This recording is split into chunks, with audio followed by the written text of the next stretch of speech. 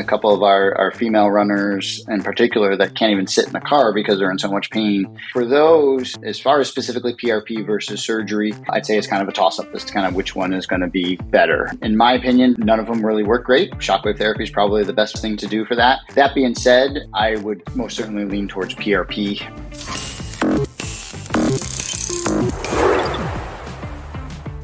Hey everybody, see some people coming in here. We probably should have hit go live a little bit earlier. We were having some good conversations about some things early on here, but if just some administrative things, if you guys are getting in, go ahead, you can post comments and we can see that. So maybe post some comments of your name and where you're coming from, just so that we know that the comments are all working and that everyone can hear us.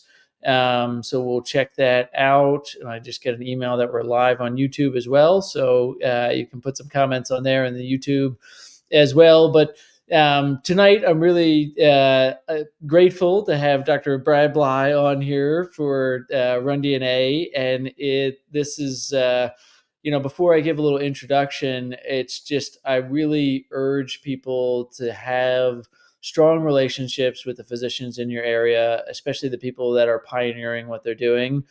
We've worked together for a long time, and I've just been grateful to have a relationship that you can call somebody up and bounce some ideas off of. You can send patients back and forth, and there's trust there mutually that each is really trying to get the best for the patient. So that's something that I've appreciated and so grateful from Dr. Bley. And he's involved in a little bit of everything and great resources on all things, but especially regenerative medicine. We were talking just a little bit about some of what he's doing here. He has his own practice in Wilmington and Towson, Delaware Sports Medicine. He's involved in academics, an affiliate assistant professor at the University of Delaware PT program. He's done through them and through others numerous publications, some on regenerative medicine, as well as other topics. Done fellowships. He's CSCS, team physician of a number of high-level teams, as well as local teams, chair of the Sports Medicine Advisory Committee for DIAA, or Interscholastic Association. So just really very involved and a great source of knowledge on this. So appreciate him being on. And anything I missed, Dr. Bley, or anything else we want to cover? No, I think that's more than enough there. Thanks, Doug. Yes. All right, good. So I see some comments coming in. So great. And we'll have this, and this will be available for viewing later. So I think just maybe to get started in a little prep for tonight, started seeing that regenerative medicine probably covers a little bit more than we think. So can you start by just giving us a little definition of like regenerative medicine and some of the things that fall under that? Yeah, I mean, you'll hear lots of different definitions depending on what you look up. In orthopedics, it's often called orthobiologics strictly. In some spheres, it may be called anti-aging medicine, depending on what you're looking at there. So some of the treatments that we're using for a lot of the musculoskeletal issues are also used for everything from hair loss to skin issues. In fact, some of the stuff has really gotten its base in some veterinary medicine and a lot of cosmetic procedures, actually. So is being used obviously now, and what we're going to talk about here now is for a lot of musculoskeletal conditions.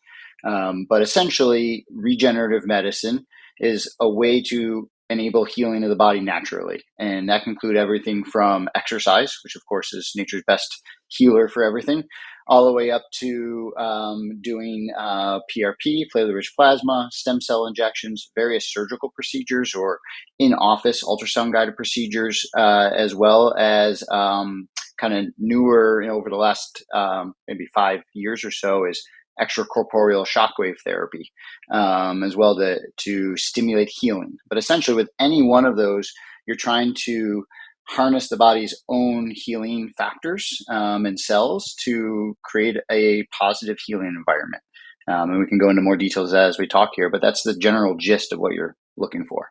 Yeah, so I guess it really does cover a pretty broad range, and I correct me if I'm wrong, but even something like blood flow restriction and those types of Hmm. things would fall underneath of this because exercise is aimed at achieving that. And I guess when we first started talking about a topic for tonight, my brain goes to like PRP and shockwave and Hmm. stem cells and those Yeah, types of things when we think of regenerative medicine, but really regenerative medicine is anything that looks to advance healing with it. yeah, So yeah, um, yeah, so maybe if we narrow the scope a little bit, because we could talk about lots of different things when all of that is considered.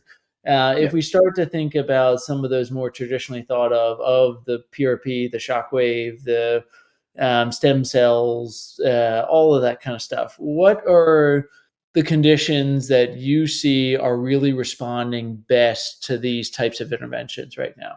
yeah. So some of the biggest ones are some of our most stubborn ones that we struggle with physical therapy, with surgical options, with traditional, what I might call traditional injections, which is basically just steroid, is what most people use.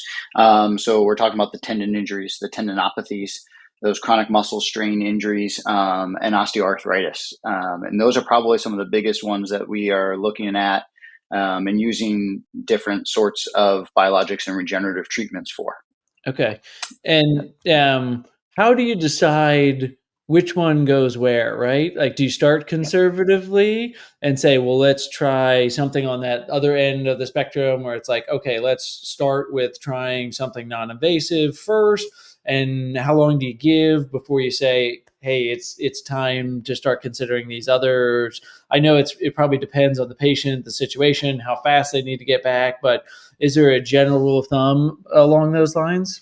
Um, so it does really just depend on the treatment, right? So, Yeah. and of course the pathology going on. And that's kind of the key part. One thing to be aware of is when one of the things that we're learning is there's no one size fits all. And it's the same thing with an exercise prescription or trying to train an elite athlete. What works for somebody is not going to work necessarily for somebody else.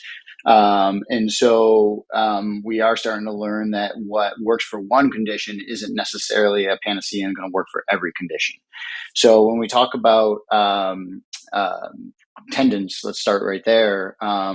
When we're looking at tendon issues and chronic tendinopathies, the typical treatment or term that we used to use is tendonitis. And now we consider that to say it's really a misnomer. Even though that might be in all of our ICD-10 codes, it's still tendonitis.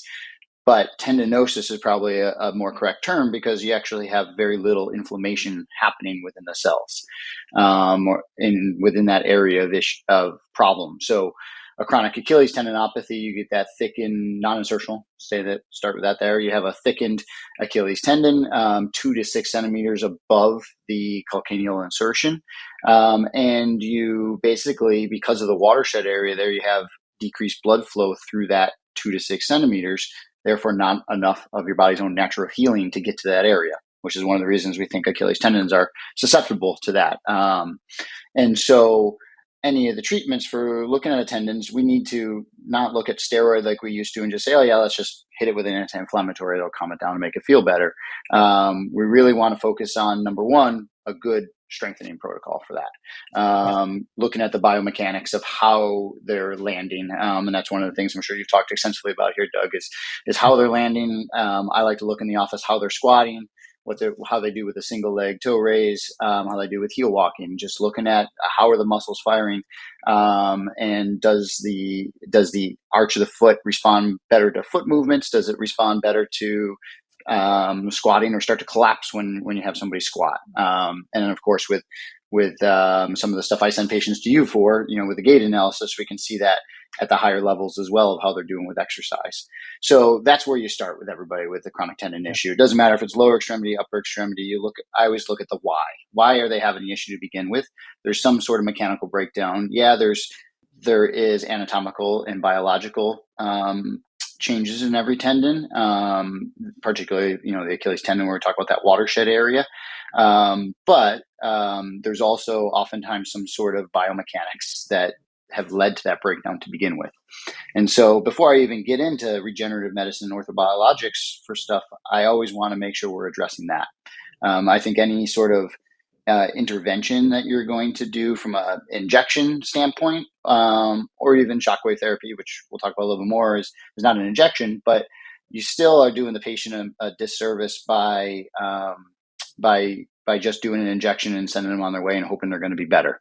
If you don't kind of correct some of the underlying stuff and have a good team, a good physical therapist with you that you can trust to kind of continue to work on some of the mechanics stuff down the road, that athlete is going to be back in to see you in several weeks or months even, because they're going to break down again.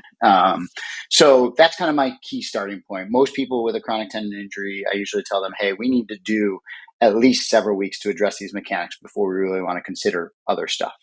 And we'll talk about kind of the timing stuff perhaps a little bit more when we talk about shockwave therapy and kind of how we might want to treat that. But in general, we want to approach it from fix the biomechanics, try to strengthen it, use natural excellence of exercise alone to try to get people better. And then if it doesn't get better, then how do we create that inflammatory response? How do we break up that scar tissue to get the tendon to heal? Yeah.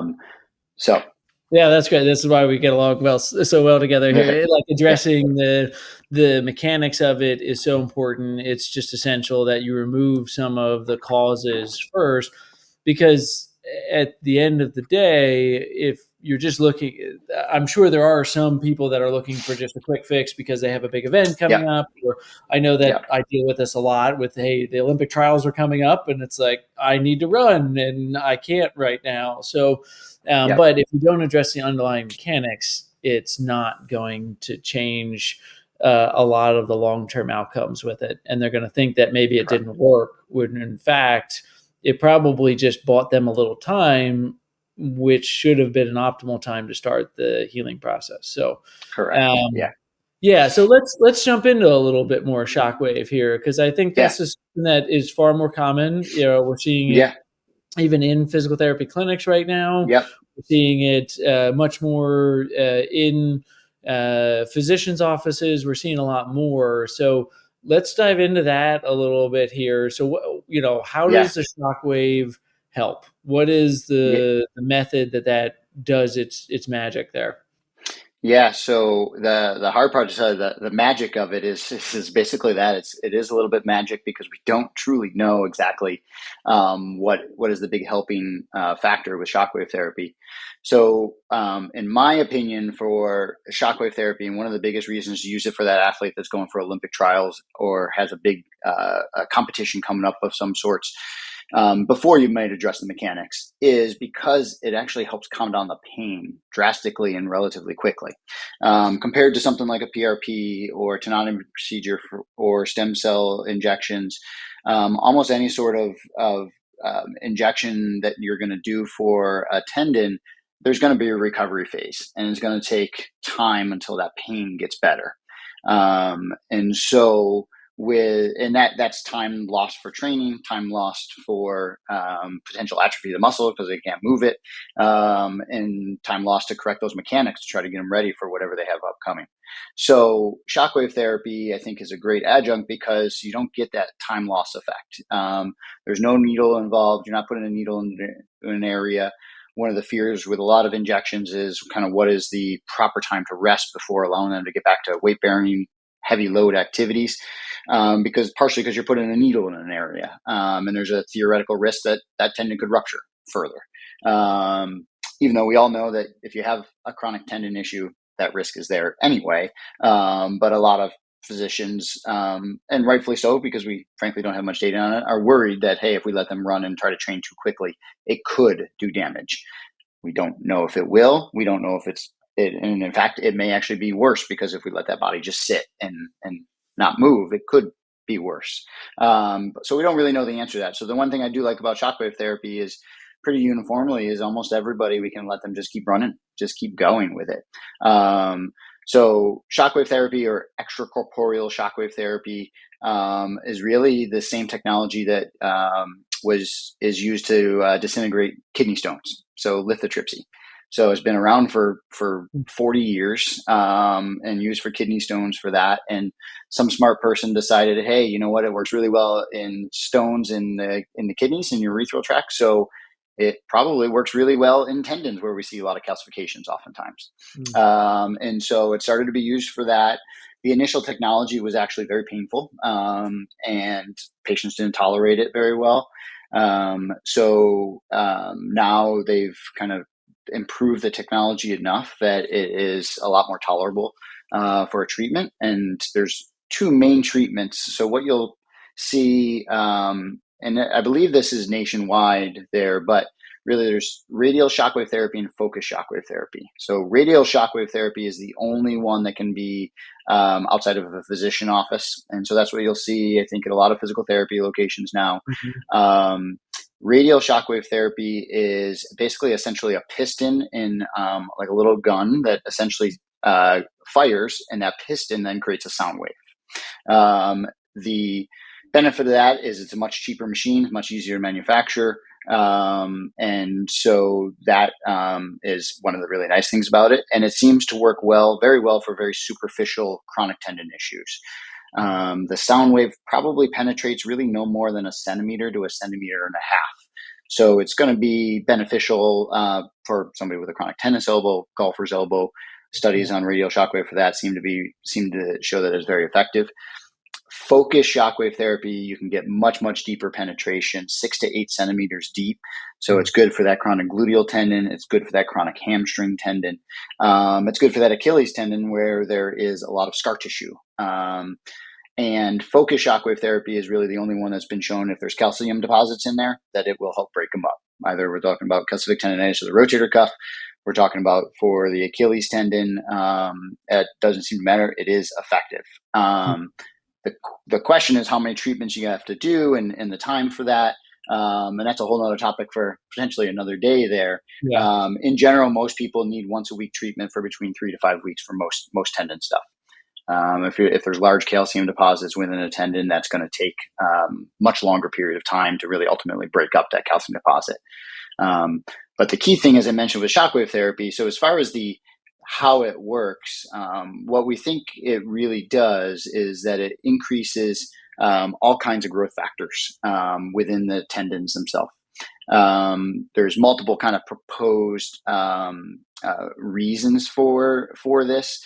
And Doug, I don't know if you ever share articles through this, but I can kind of send the basics of it.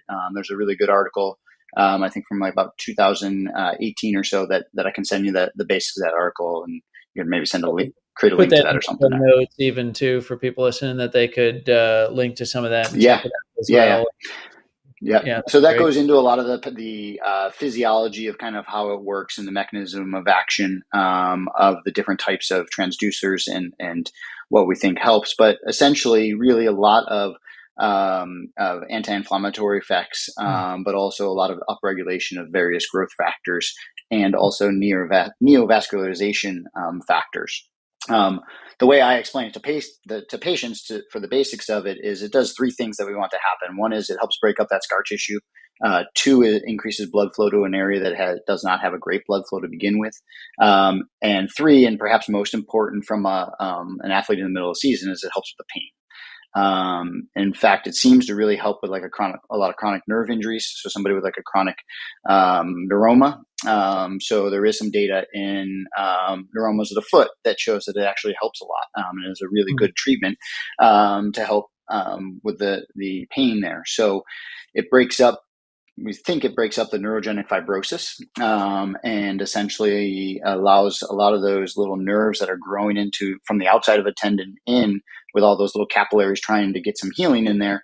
We think it essentially breaks up those nerve fibers in there that are causing pain, and shuts them down. And so people get drastic improvement in pain, which I love, because now we can get them strengthening. Now we can get them rehabbing, right? And that's probably, the evidence shows, 85% of people with chronic tendon injury are going to get better with a good strengthening program. So that's where I really like shockwave therapy now for tendons. And among all the biologics and regenerative medicine stuff that we talk about, believe it or not, it has some of the best evidence across the board for everything that it works really well. Yeah. All right. Two questions came to mind while you were talking about Yeah. that. what the first one is kind of about, the second one's a theoretical one, but the first one is more of a practical application of it there, right? So when I'm working with athletes, a lot of times the consideration is training load and how do we Yeah. modify load based on these procedures. What is the recommendation for, let's just make it a specific example so that we're not all over the place too with it there. Yeah. Okay, an Achilles patient comes to you, they're a high level runner or they're training for a marathon, and they might even be a recreational runner. At what point do you let them get back to higher intensity? Do you modify their intensity at all? Do you say, hey, no speed work for 3 days, try to do your rest days? Like because Yeah. the timing of that is a question that I get. My athletes always ask me like, Right. I'm going to get this. What day should I do it? Should I go from a hard workout Mhm. and go right to their office, or what are your thoughts Yep. there? Yeah. So specifically, are we talking about shockwave therapy there, Shockwave. or Yes, yeah, okay? shockwave therapy. Yeah. Yeah. Yep. Yeah, yeah. So, I mean, just before we go into too much detail on that, and this because this Yeah. applies to all regenerative medicine, is we want to think about the healing phases of the body in general. Yeah. So, if you guys remember the kind of the natural kind of curves of healing, we have this parabola of 7 to 10 days of inflammatory phase after any sort of treatment. And that's peaking usually around days 3 through 5, of course, and the same with any sort of injury.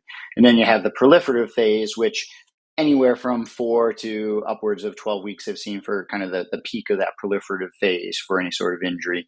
And then the remodeling phase, which is where you're going to get that macroscopic changes on MRI, on ultrasound stuff, which can be, it starts pretty early on, known as the remodeling phase. That'll go on for 6 to 12 months or so Yeah. afterwards. Wow. So when we think about the physiology and natural physiology of the body, where we draw that line as far as aggressive rehab and stuff, if they've been running hard before a procedure and we're not doing anything to significantly disrupt the healthy tendon structure, then there's no reason they shouldn't be able to get back to running quickly. Yeah. Ideally, we want that proliferative phase to be going on to get good healing for the health of the tendon. Yeah. But if you're not disrupting the current tendon fibers and they've already been running on the tendon the way it has been, Right. then why slow them down for that? The only reason that I do initially is really for that inflammatory phase. How painful are they? I don't want anything that's going to change their mechanics and kind of lead to something else breaking down. But with shockwave therapy, the nice part is most people actually feel better the first 24 hours. Then they might have a kind of elevated pain response for 24 to 72 hours after that. And so This I usually actually tell them, hey, gets yeah, one of the questions we got from somebody. Joanna was asking, yeah, like, when do you find the onset of yeah, pain reduction, post-treatment, there you following go. days? Yep, yep. We're kinda answering Yeah, that so there. usually by 72 hours, they're already feeling better. And then they kind of start kind of slowly getting better, better than what they were, ideally before the first treatment with it. Yeah, great. So Yeah, theoretically, if they're running on it, not have to, like, ideally, if you could get those 3 days just to get the maximum inflammatory response there before you were yeah, really maybe putting a hard effort onto it. And that's kind of yeah, where we tend to do is, like I say, try to give it 72 hours from the time that you yeah, have it before you do a really hard effort. But they're going to be running, I mean, if you're running 100 miles a week, it's not much of a deal to go for an easy 5 mile run. That's almost right. like an active recovery from somebody else. If you're Yep, running yep, 20 miles a week, then you might want to rest for the full 3 days and yep, say, yep, I'm only running 3 or 4 days a week, so I should rest because it's yep, not used to consecutive loads as much there. So a lot of it yep, has to do yep, with kind of your chronic adaptation of the tissue already. right, right. Yeah. So then the second part of it is a completely theoretical here, and I don't expect Hmm. any. Well, I don't know. Maybe there is, and I just am not aware of it. Could you ever see shockwave being a preventative type treatment for somebody that's not experiencing pain? Like, if you do have a high level runner, would it be a standard protocol to say, "Hey, once a month you should get some shockwave for tendon health"? Could that? I don't know anyone doing that. I don't know that, but just as we're thinking, Yeah, like, theoretically, could it be a preventative, just like somebody gets soft tissue massage, or right, we use compression, or we use blood flow restriction? Could we use right. shockwave as a preventative? I mean, that's a really good question. We've talked about, with some of the researchers at University of Delaware here that well that we've Yeah, looked at some of this stuff and trying to follow out patients who might have the start of Achilles tendon pain. Some of the research that I'm part of right now is really looking at when does that onset of Achilles tendon symptoms happen. So we've gone back and started doing some ultrasound studies on patients that have been diagnosed with Sever's disease to say, hey, is there actually some insertional Achilles tendon changes happening? And we're trying to look at that to kind of see what is that, what is uh, where does that process start? And that's one of the things that's being looked at as well. I believe for patellar tendons in NBA players, there was some calls not too long ago for research proposals to look at that. Like, when does that tendon start to break down, and can we do anything ideally ahead of time to prevent it? right. The hardest part is, of course, that we know from like even a healing phase that imaging often lags behind actual Yes. cellular healing, right? So are we? Then you can kind of beg the question: is okay, if we're already seeing changes in the tendon on ultrasound or MRI or anything like that, are we already too late to the game to try to address some of that stuff?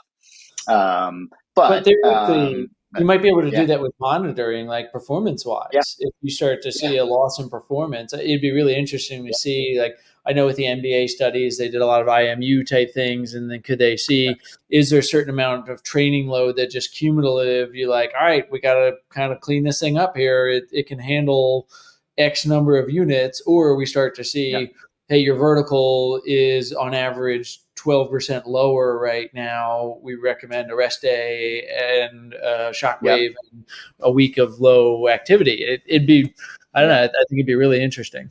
Yeah, I mean, I think there's a lot of potential benefits to it, and I don't know what the ideal treatment is for those chronic tendons, but I think right now for those ones that are in pain, I mean, shockwave therapy for my patients is kind of a no-brainer. I mean, I will say I've used it on myself for tennis elbow, adductor injuries, Yeah. and I just really makes a big difference. And the patients really love it. The downside, of course, is not covered by insurance, but patients really love that it's a quick recovery, and there's other patients love that there's no needle involved as well. So, and especially I saw somebody mention in the comments dry needling.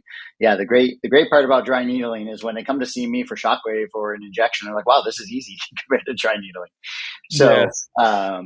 but yes, so no, I think those are great ideas and something that hopefully we'll have some more information on as time goes on here.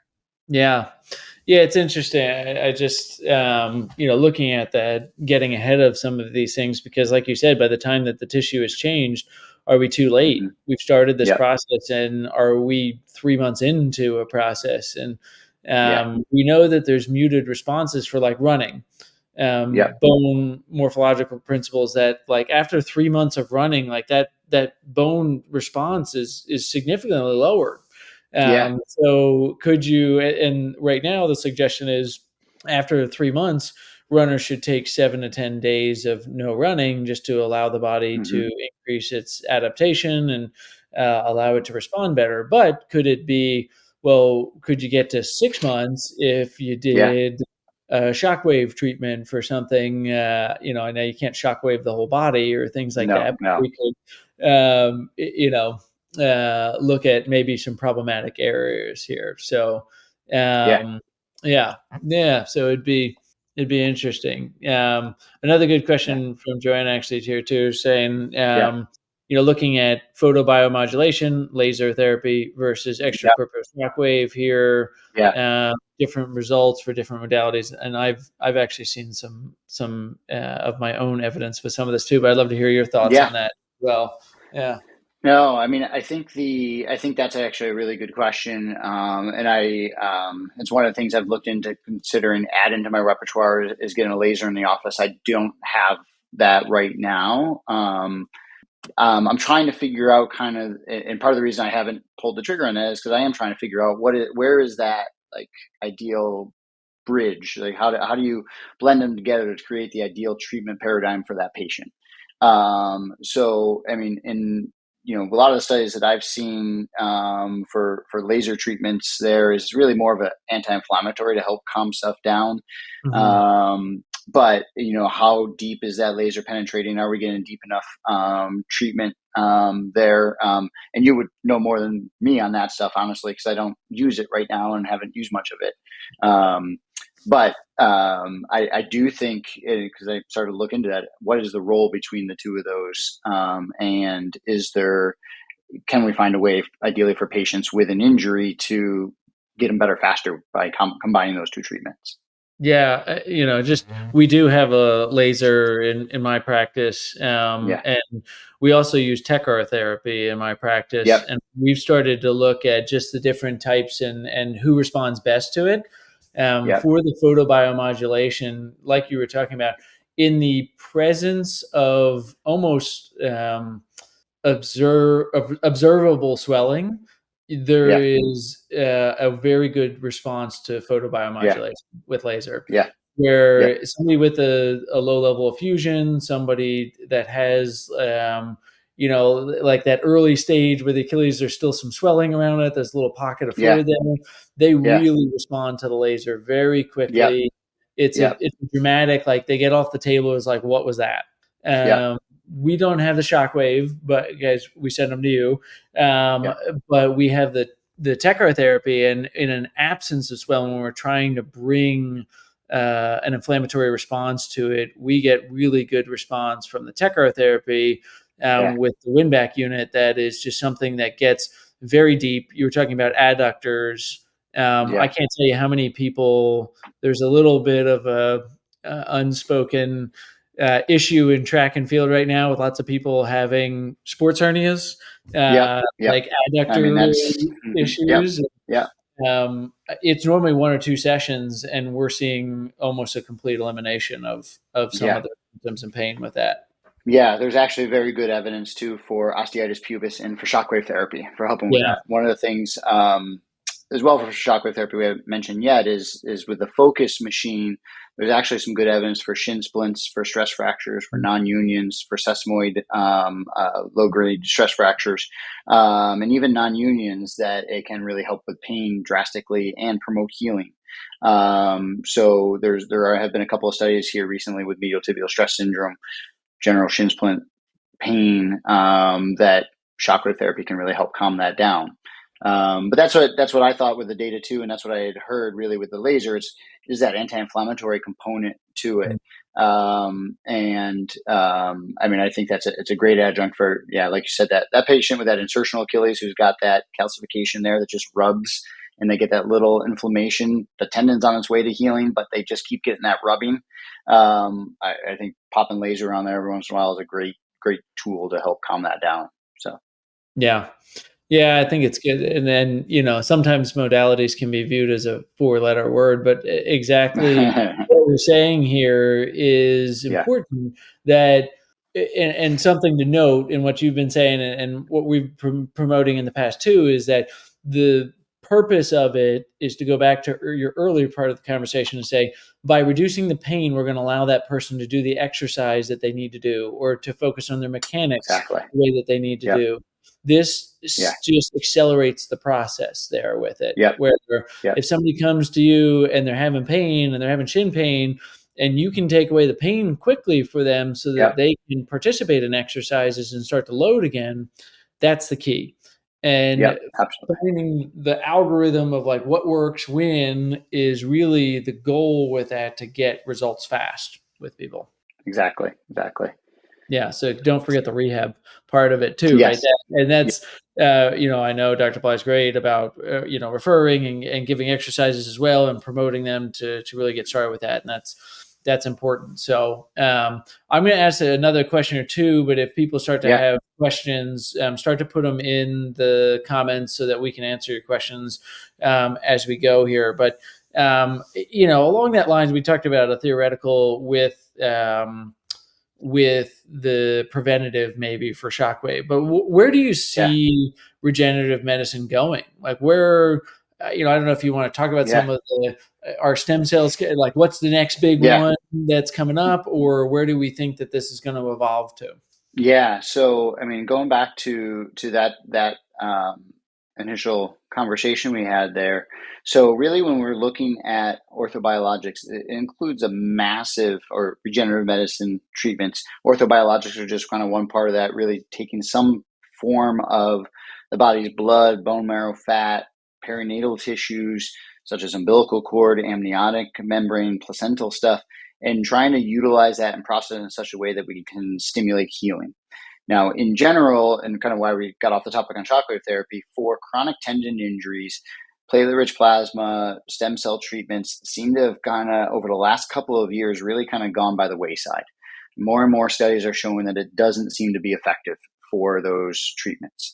And that's everything being looked at, and you'll see all kinds of different names for it, whether it's platelet rich plasma, platelet-rich fibrin matrix. There's autologous conditioned plasma, autologous conditioned serum, and some of these are similar products, but maybe done by a different manufacturer. There's also autologous protein solution, alpha-2 macroglobulin, and then of course, then there's the perinatal tissues, which I mentioned, and different types of adipose tissue derived treatments. So really, when it comes to the tendon stuff, a lot of those really haven't shown to be a drastic improvement in outcomes. Shockwave therapy has really been kind of far and one the leader with good level one unbiased studies, or should I say less biased studies overall, and more numerous of them that seem to really help promote that healing there better than anything else. And there are actually some good meta-analysis and systematic reviews in the last couple of years that show that here. So the future there, a couple of things there. We haven't gotten on the topic much about arthritis here and talked about that. But osteoarthritis is different. Going back to our topic there about different treatments for different areas, right? For a while, actually, going back to the PRP topic, we thought, hey, leukocyte rich PRP, having more white blood cells in it, was going to be the treatment for tendons, and leukocyte poor was going to be the treatment for arthritis, and that's what it looked like. We were kind of trending there, but the only thing that's really stuck is actually that leukocyte poor PRP, platelet rich plasma, is definitely beneficial for arthritis related pain. Lots of studies now, meta-analysis, systematic reviews that show that there's actually good evidence for PRP, that it really helps drastically with pain associated with arthritis. So really, when it comes to arthritis treatments, and we're trying to avoid steroids, or we've tried gel injections, or we're trying to get something to actually that maybe make the body help heal itself up a little bit better, PRP is definitely the way to go for treatment for arthritis. There are a few doctors out there using shockwave therapy to help with osteoarthritis related pain. And because it does seem to help with like non-unions, stress fractures, bony related pain, it might help people temporarily with pain, but it's not really necessarily going to help that the whole joint as a whole get better. So I don't use shockwave therapy really for arthritis unless the patient really wants it because they have one spot that's particularly tender or sore. Maybe we'll do shockwave therapy for something like that. But PRP is really the way that we do for arthritis.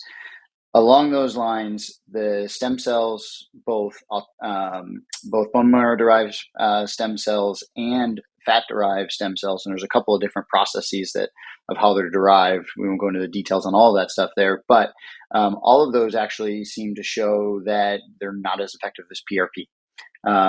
So for some reason, PRP is way more effective than something that is what we typically consider stem cells. And Right. so some of that is thought because when you're actually obtaining stem cells, whether you're obtaining from the fat or from the bone marrow, there's actually very little stem cells that are obtained within that product. Very few stem cells are available. And then those stem cells, what they do is they arrive in the cell, disappear within 30 minutes to a few hours at the most, that they're actually in the actual joint, and then they're gone after they do their thing. Now, what they do is actually kind of the future of that, and I'll talk about that in a second there. But stem cells and fat-derived stem cells, amniotic stem cells, actually. So you may have heard people doing amniotic-derived stem cells or placental-derived stem cells a lot over the last couple of years. But as of I believe it was as of January of last year, the FDA made all those products come off the market. So it's actually not available anymore because it had a temporary use permission that was supposed to, they were supposed to show that it had benefit and hasn't really shown good evidence for it yet. So that's no longer on the market. So moving forward, and what I do for most of my patients is really look at PRP as an option. When we've tried everything else, PRP is going to be the best option for helping with pain. I have patients, especially my younger patients, if you can get them that are willing to pay for the cost of it, it's going to be healthier and better for the joint in the long run for doing PRP.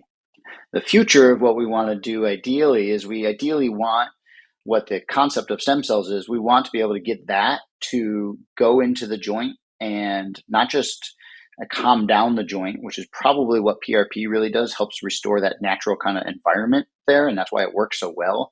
But ideally, we want those stem cells to regrow cartilage. Like that's the holy grail, right? We want that cartilage defect to regrow so that you have appropriate cushion in there and are able to not have those bouts of pain to begin with. So a lot of the research right now is looking more at exosomes. So when the stem cell goes into the joint, it immediately releases all kinds of vesicles called your exosomes and lysosomes that are released into the joint and have all kinds of different growth factors within those little packets that are sent out. All of those are basically essentially signaling molecules for the joint. And so the future and what we're looking at, and actually a few years ago, a researcher, Dr. Kaplan, who unfortunately passed away in this past year, he came out and said, "Hey, we shouldn't be calling MSCs, which are mesenchymal stem cells. We shouldn't be calling them that anymore. We really should be calling them medicinal signaling cells, because what in the studies that are being done is how they're working is that they're actually sending signals to the rest of the body to tell it to get in there to heal something." So what a lot of sports medicine doctors and biochemists, for that matter, think is kind of the future of it is being able to take somebody's stem cells, be able to grow those stem cells and kind of farm off or utilize the exosomes and everything that they produce to concentrate just that portion that we want. We want that portion that's going to go in and signal that cell to, hey, start regrowing and start healing that cartilage up. And so that's where potentially the future is going to go. Unfortunately, with that right now, you can't do that at all because it's considered more than minimal manipulation. So the FDA does not allow that for any blood products there. Everything that is done has to be taken out and put right back in. So in order to properly get exosomes, you have to take it out, send it in a lab for a while, wait for it to be processed, and then re-injected at a later date. And we're not there yet. Hopefully we'll have some more research studies looking at that down the road. That's kind of also the differentiation of what athletes can do from a doping perspective as well from a lot of these things. Like, to be clear, just I know that's kind of a small consideration, but something if you take something out and put it back in, it's like not really a doping type thing. But if you manipulated it all before you put it back in, then it's not always, but can be considered along the doping lines there with it. But that's really interesting about the methodology, right? Because you have to ask yourself, why do stem cells help? What are they really doing? Are the stem cells turning into the new tissue, or are they telling the tissue, hey, get to work? And it sounds like the signaling is an important aspect of that too. So that's exciting just to see some of the future of that there, of what that could look like. I mean, you're essentially talking about anti-aging for some of those things too. If you can look at some of that, if you can reverse some of the cellular damage that happens with it. So, very good. All right. I saw one question, just stem cell related, just, loading after stem cell injections. I know you're not doing a lot of stem cell procedures anymore with that, but it's probably going to be pretty similar to other. It depends. Something we talked about even before we started recording was it depends on what else was done at the time of the procedure of the treatment there. Yeah, and it depends on the specific pathology or problem that you're dealing with. For example, if you have a proximal patellar tendon where you often will get drastic and significant undersurface tearing of that tendon, Mhm. and you're trying to put stem cells or PRP or anything into that area to maybe try to get it to scar into that bone, you might be a lot more conservative with healing or with loading that area there. That might be a perfect case for blood flow restriction where, hey, you can keep that muscle strong, and keep loading it to keep the muscle mass there without putting too much load on the area that needs to heal, right? If you're talking more of just a general chronic tendinosis, minor intrasubstance tears, and you're not doing much needling of that tendon or breaking up potentially any healthy tissue, then there's no reason you can't load it relatively quickly. Yeah. So that really comes down to good discussions with the providers that you're working with in your community to make sure that you're on the same page for each individual patient. Yeah. Great. Well, this is really informative. It's helpful. Just we probably could talk on and on about lots of different topics Yes. and things like that here. Yeah. We did have one more question, but well, before we take the question too, just Yeah.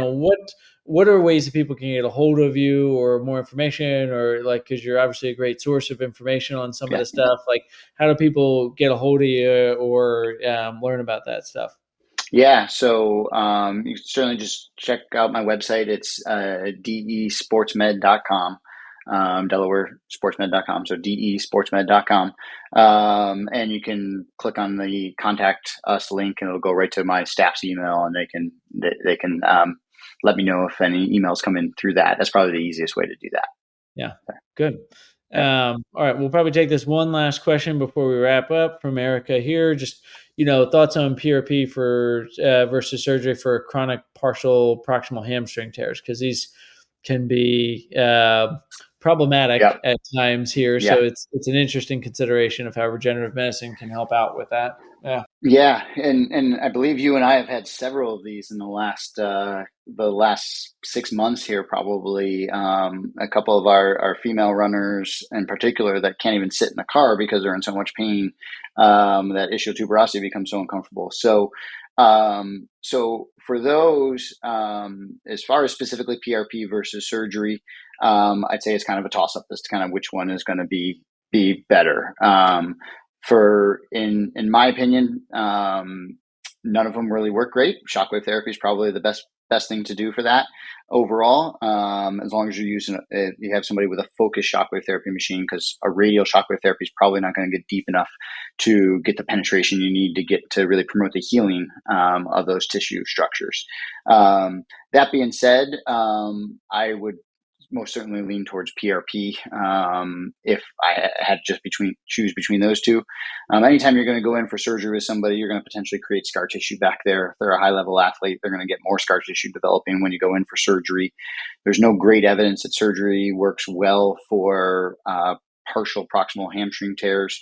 In fact, probably not any better than rehab alone, based on the research. In the probably just not even that long ago, maybe 5 years ago, even everybody with a complete proximal hamstring tear, the surgeons used to say, just leave it alone and not touch it. It's only been over the last several years with some newer surgical techniques that the studies have showed that no, actually, we probably should be fixing these because otherwise they end up with some chronic weakness, especially in a runner. They get more of a flopping foot there if you don't fix that. But for that mechanics. partial tear, I'd leave. Yeah. What was that? Yeah, Yeah. yeah, yeah. Sorry, not to interrupt you there, but Yeah. mechanics as well. Like thinking of some of the Yeah. shared Yeah. kind of recent cases there. I actually don't know if I've updated you on this person, but the like a gait analysis made a world Okay. of difference of Yeah. reducing the cause on like the cause of some of the stress on the tissue there. Yeah. Gait analysis has been a huge factor with that. Somebody with overstriding mechanics that is going into excessive Yeah. knee extension and then having to pull back down to get down to the ground Yep. there, Yep. even with slow running, that's going to be a big impact on it. So Yeah. I think it's kind of the combination of get the pain down, things like shockwave, needling, Tekar, those types of things can be very beneficial. That you're definitely considering depth of tissue And I think that's a Yeah. theme. This is like, consider the depth of the tissue that you're trying to address when you're looking at some of these things, Yeah. but address the mechanics, because the patient we're probably talking about, gait analysis, led to a little bit of a breakthrough for some of that as Yeah. well. Yeah. Um, Absolutely. yeah, yeah. So, well, great questions, really great thoughts, and just want to thank you for being on. Maybe reserve the right to call you back to the stand here for maybe some more, because I think there's a lot more we can go through with some of the stuff, and even dive into more specifically thing for specific diagnosis or specific ones there. But I think it's important. I just really appreciate you being on, because I do think it's really important that in the rehab space that we keep up with these options, because people are going to be asking us. They're going to say, Yeah. what should I do for this? And we need to be able to understand that if they do have accelerated timelines, or a lot of times if you're the third or fourth provider that they've seen, they're going to need Hmm. some assistance, and you can be a great resource to them, even if you can't affect their symptoms directly. If you can have a great referral source and somebody that can really understand what can be done for that person there. Yeah, and I think you and I discussed this before. One of the big topics, even in among our sports medicine community, and at the last couple of conferences I've been at, is we need more research on what the post-injury or post-treatment rehab protocol should be, and because we really don't have that data, but it is hard, as we've discussed. It really depends on the pathology, which tendons involved, the specific procedure being done. So there's so many variables in that. And I always come back to, and that's why Doug and I get along really well, if we address the mechanics there, like if you're seeing them for the first time, think about the why that injury happened, not just following an assigned treatment protocol. Why did that injury happen for this specific patient? What do I need to address? I can't tell you how many people who have, lower extremity injuries related to, abnormal rotation through the thoracic spine with something they're doing. So, really look at that whole body. Don't just treat them for the knee. If they're coming in for the knee, make sure you're looking at everything else. So. Absolutely. Great to hear it from the physician side as well here. So yeah. Awesome. Well, thank you everyone for joining. Thank you, Dr. Bley, for being on here, and follow us on Run DNA for YouTube, newsletter for rundna.com, and the podcast as well. Thanks, everybody. Like what you hear? Leave a review of the show wherever you listen, and don't forget to subscribe so you never miss an episode.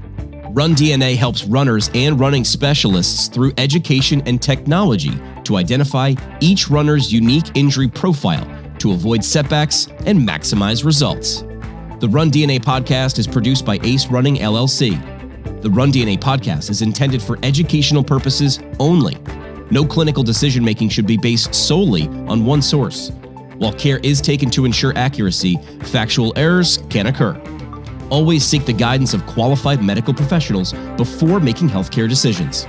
Find us online at rundna.com.